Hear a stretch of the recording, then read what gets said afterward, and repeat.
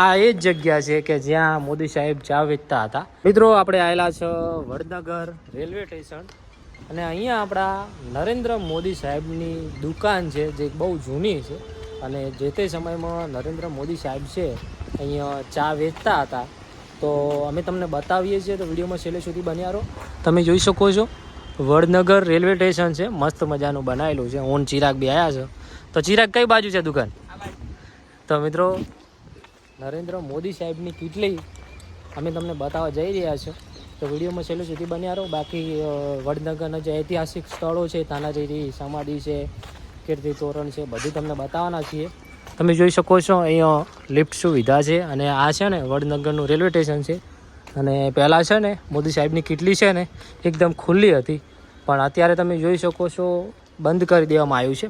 અને આ એ જ જગ્યા છે કે જ્યાં મોદી સાહેબ ચા વેચતા હતા. તમે જોઈ શકો છો આ મોદી સાહેબની કિટલી છે, એટલે કે દુકાન છે એમની, અને અત્યારે આ બંધ કરી દેવામાં આવ્યું છે, એકદમ સીલ કરી દેવામાં આવ્યું છે. બાકી આ જે દુકાન છે ને એકદમ જૂની હતી. આપણે આના પહેલાં એક વિડીયો જોયો તો એકદમ જૂની અને બહુ એમ કે એકદમ તૂટી ફૂટી દુકાન હતી, જો કે હાલ થોડું રિપેર કરીને એમને બંધ કરી દીધી છે. બાકી તમે જોઈ શકો છો આ એ જ દુકાન છે કે જ્યાં નરેન્દ્ર મોદી સાહેબ ચા વેચતા હતા અને આ એ જ રેલવે સ્ટેશન છે. અને અત્યારે પોતે આપણા ઇન્ડિયાના વડાપ્રધાન બની ગયા છે. અને તમે જોઈ શકો છો મસ્ત મજાનું અહીંયા કેફે છે અને આ અહીંયા સ્ટેચ્યુ બનાવેલું છે ભગવાન બુદ્ધનું.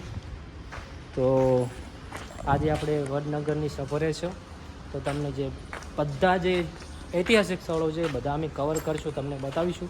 તો વિડીયોમાં છેલ્લે સુધી બન્યા રહો. બાકી તમને આખું હું રેલવે સ્ટેશન બતાવી દઈશ. આપણું અમદાવાદ